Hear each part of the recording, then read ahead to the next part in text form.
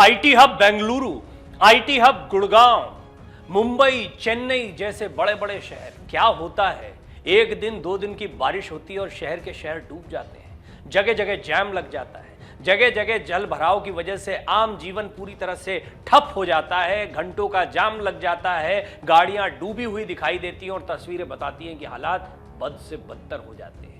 एक बार फिर पानी पानी दिल्ली एनसीआर हो गया है। बारिश से अगले 48 घंटे तक राहत नहीं है और विदाई से पहले मॉनसून ने एक टेंशन बढ़ा दिया है। मॉनसून जब मौसम बदलता है तो अच्छा लगता है, गर्मी है तो थोड़ी ठंडक हो जाती है, मौसम सुहाना हो जाता है, लेकिन यहाँ तो तौबा तौबा करते हैं। बारिश अगर एक दिन से ज़्यादा हो गई तो शहर का शहर डूबा दिखाई देता है, लोगों की ज़िंदगी ठप हो जाती है, स्कूल बंद करने पड़ते हैं, गाड़ियाँ सड़कों पर डूबी दिखाई देती हैं। और ये उन शहरों का हाल है जिन्हें हम मेट्रोज कहते हैं, जिन्हें हम आईटी हब की तरह डेवलप कर रहे हैं।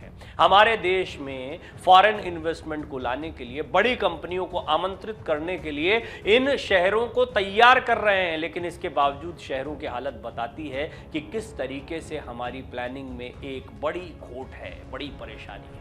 केंद्रीय परिवहन मंत्री नितिन गडकरी एक के बाद एक प्रयास कर रहे हैं, नई नई टेक्नोलॉजी की बात करते हैं, वो इनोवेशंस की बात करते हैं, साइंटिफिक सोच की बात रखते हैं, अंतर्राष्ट्रीय स्तर पर सड़कों का जो निर्माण हो रहा है उसकी बात करते हैं और हाईवे निश्चित तौर पर उस अंदाज में बनाए भी जा रहे हैं। सड़कों का निर्माण तेज भी हुआ है, लेकिन टाउन प्लानिंग और सिटी प्लानिंग का क्या होगा?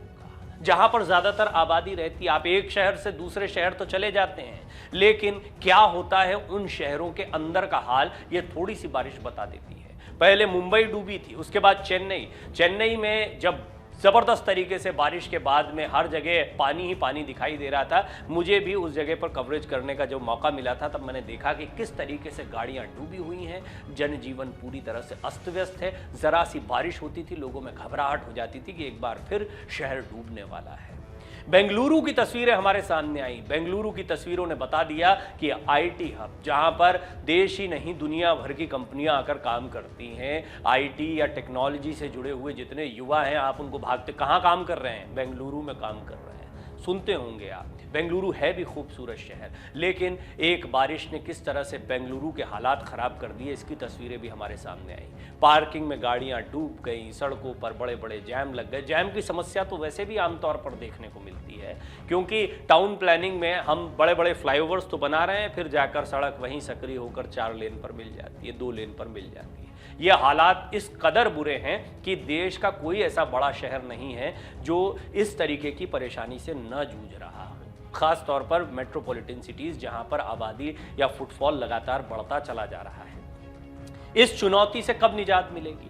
वाटर लॉगिंग की समस्या, ड्रेनेज की समस्या, सीवेज का प्रॉपर नहीं होना, पानी की निकासी न हो पाना, ये कुछ ऐसी चुनौतियां हैं जिन पर ध्यान देने की ज़रूरत है। और ध्यान देने की ज़रूरत तब महसूस होती है जब इस तरह की तस्वीरें हमारे सामने आती हैं, गाड़ियाँ डूब जाती हैं, लोग परेशान होते हैं, ज़िंदगी ठप हो जाती है। इसका जिम्मेदार कौन है? इस परेशानी से हमें निजात क्यों नहीं मिलती कि वो पहली बार ये तस्वीरें सामने नहीं आ रही हैं? और अगर ये दिक्कत हमें पता है तो इस दिक्कत का समाधान क्यों नहीं हो पाता है? कुछ बहुत महत्वपूर्ण सवाल हैं ये। जब हम एक्सपर्ट से बात करते हैं, इन सवालों के जवाब लेने के बारे में बात करते हैं, तो जवाब बड़ा आसान सा दिखता है, लेकिन इसके बावजूद समाधान बहुत दूर दिखाई देता है। जवाब ये है कि हमारे जितने भी शहर हैं, बड़े बड़े शहर, वो पहले से ही डेवलप होते चले गए और बाद में उनमें इंफ्रास्ट्रक्चर का डेवलपमेंट हुआ। यानी प्लानिंग के साथ शहर बनाने के बजाय शहर बनने के बाद उसमें प्लानिंग डाली गई है। लिहाजा कई जगहों पर निकासी या ढलान, यानी कि जैसे हम देखते हैं अपने घरों का निर्माण होता है, बारिश का पानी निकलने के लिए हम बाकायदा एक ढलान बनाते हैं, लेकिन उस तरह की कोई ढलान शहर की नहीं होती है। हम नदियों को ख़त्म कर दे रहे हैं, सीवेज के ऊपर दुकानें, मकान तैयार हो रहे हैं और उनकी साफ़ सफाई या उनमें कचरा गाद किस तरीके से भरा हुआ, इसका ध्यान नहीं दिया जा रहा। ये कुछ ऐसी समस्याएँ और परेशानियाँ हैं जो कोई एक दिन में क्रिएट नहीं होती हैं, सालों साल में ये परेशानियाँ हम पैदा करते हैं, लेकिन एक दिन 2 दिन की बारिश से इन परेशानियों से किस तरह की समस्या सामने आती है वो हमारे सामने है। और यहाँ पर सरकार की जवाबदेही बनती है। बेशक आप हाईवेज को बड़ी तेज़ रफ्तार में बना रहे हैं, आप इनोवेशंस की बात कर रहे हैं, सड़कों का निर्माण तेज़ कर रहे हैं, एक शहर से दूसरे शहर की पहुँच तेज़ कर रहे हैं, फ्रेट कॉरिडोर्स बना रहे हैं ताकि ट्रांसपोर्टेशन बेहतर होता जाए, लेकिन तब क्या जब बारिश की वजह से सड़कें डूब जाएं, जैम लग जाए, लोग जहाँ हैं वहीं पर थम कर रह जाएं। एक बार फिर ये तस्वीरें राष्ट्रीय राजधानी और उसके आसपास से सटे हुए कई क्षेत्रों से देखने को मिली। नोएडा, ग्रेटर नोएडा, गाजियाबाद, गुरुग्राम में गुरुवार को शुरू हुई बारिश शुक्रवार सुबह तक होती रही। इससे कई इलाकों में पानी भर गया, जिससे ट्रैफिक पर असर पड़ा। दिल्ली गुरुग्राम हाईवे जलमग्न हो गया, पूरी तरह से जगह जगह पानी दिखाई दे रहा है। इस वजह से कई गाड़ियां जहां थी वहीं की वहीं फंसकर रह गईं।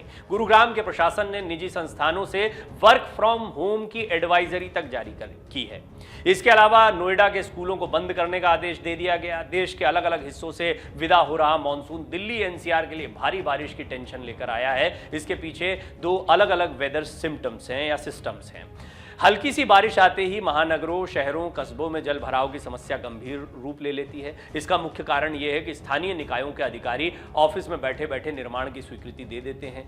प्रॉपर प्लानिंग नहीं होती है, टाउन प्लानिंग की अनदेखी हुई है। इस बात के लिए कोई सबूत नहीं चाहिए, सबसे बड़ा सबूत ये तस्वीर है। जल प्रवाह के मार्ग में भी अवैध निर्माण कर लिया जाता है। अधिकारियों को परंपरागत जल प्रवाह मार्ग की जानकारियां तक नहीं होती। बारिश के पानी की निकासी के परंपरागत नालों, तालाबों में अवैध बस्तियां बसा दी जाती हैं। नालों पर अतिक्रमण के साथ वैध आवासीय कॉलोनियों में नालियों पर अतिक्रमण कर दिया जाता है, जिसके कारण सफाई नहीं हो पाती। इस वजह से बारिश का पानी तबाही मचाता है। शहरों में पानी निकासी की उचित व्यवस्था नहीं होने के कारण बारिश में सड़कों पर घंटों पानी भराव की समस्या बनी रहती है। सार्वजनिक जगहों पर नालियों के अवरुद्ध होने और सड़कों पर बने गड्ढों में बारिश का पानी भर जाने से दुर्घटना और मौसमी बीमारियों का खतरा बढ़ जाता है। हम देख रहे हैं कि हमारी हाईवेज जो हैं वो तो काफ़ी अच्छी गुणवत्ता की बन रही हैं, लेकिन जरा सी बारिश होती है और देखते हैं कि शहरों के गलियों की सड़कों पर बड़े बड़े गड्ढे फिर से उभर आते हैं। जो पैच वर्क किया जाता है वो सारा उखड़ जाता है, सारा धुल जाता है। शहरों में पानी के निकास मार्ग को अवरुद्ध कर दिया गया है, नालों पर कब्जे कर लिए गए हैं। ऐसी हालत में बारिश का पानी तबाही मचाएगा ही मचाएगा। प्रशासन की लापरवाही के कारण भी ये समस्या देखनी पड़ती है। बजट आता तो है, लेकिन कहाँ हवा हो जाता है पता नहीं है। शहरों में पानी निकासी की कोई सुविधा नहीं है। जब तक पानी खुद नहीं सूख जाता इसका कोई समाधान नहीं निकलता है। यानी लोगों के पास फंसे रहने, जिंदगी ठप हो जाने के अलावा कोई चारा नहीं रहता है। बारिश चली जाएगी, समस्या चली जाएगी, फिर देखा जाएगा अगली बारिश में दोबारा ये समस्या होगी। राष्ट्रीय राजधानी और उसके आसपास के इलाकों में हो रही भारी बारिश की वजह से दो अलग अलग वेदर सिस्टम, जैसा हमने आपको बताया कि वो इसके जिम्मेदार माने जा रहे हैं। पहला एक लो प्रेशर एरिया का बनना है, जिसमें चक्रवाती हवाओं का क्षेत्र उत्तर पश्चिम, एमपी, दक्षिण पश्चिम और यूपी के निचले स्तर पर मौजूद है और पूर्व से पश्चिम यूपी, दक्षिण हरियाणा और दिल्ली एनसीआर तक पहुंच रहा है। वहीं दूसरी वजह एक पश्चिमी विक्षोभ के सिस्टम का बनना भी है। ये सिस्टम कम दबाव के क्षेत्र को पश्चिम की ओर बढ़ने से रोक रहा है। इस वजह से आप ये एकदम से तेज बारिश देख रहे हैं। पिछले कुछ दिनों से लगातार बारिश हो रही है।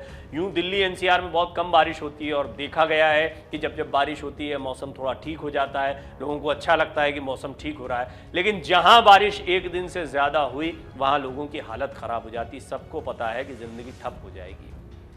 मैं खुद कई बार दिल्ली ड्राइव कर कर जाता हूं और अगर तेज बारिश हो रही होती है तो बड़ा डर लगता है कि कुछ ही देर में सड़कों पर जाम लगने वाला है। और अगर बारिश थोड़ा लंबे चली गई तब तो जाम छोड़िए, गाड़ियां खाली सड़कों से भी नहीं निकल पाती हैं, क्योंकि सड़कों पर इतना पानी भरा होता है या फ्लाईओवर्स या अंडरपास में इतना पानी भरा होता है कि आपकी गाड़ियां तक डूब जाती हैं। वो तस्वीरें एक बार फिर सामने आ रही हैं। निश्चित तौर पर इसका कोई स्थायी समाधान होना चाहिए। ये तस्वीरें बहुत दुखद हैं। ये बात सिर्फ आम जनता की समस्या की नहीं है। एक तरफ हम इंफ्रास्ट्रक्चर डेवलपमेंट की, विदेशी निवेश को लाने की, बड़ी कंपनियों को लाने की बात करते हैं और दूसरी तरफ हम ये इंफ्रास्ट्रक्चर दिखाते हैं जो तस्वीरें बिल्कुल अच्छी नहीं है। और इनको देखते हुए निश्चित तौर पर कोई भी सोचेगा कि क्या भारत सचमुच में इंफ्रास्ट्रक्चर में वो विकास कर पा रहा है जिसका दावा किया जा रहा है। ये सवाल हम आपके सामने भी छोड़ते हैं। आपको क्या लगता है, इसके लिए कौन जिम्मेदार है? आप अपनी राय इस रिपोर्ट के साथ जरूर रखें। डाउनलोड करें अमर उजाला ऐप और पाएं खबरें लगातार। अगर आप ये वीडियो YouTube पर देख रहे हैं तो हमारे चैनल को सब्सक्राइब करें और बेल आइकन को दबाना ना भूलें। अगर आप Facebook पर ये वीडियो देख रहे हैं तो हमारे पेज को लाइक करें।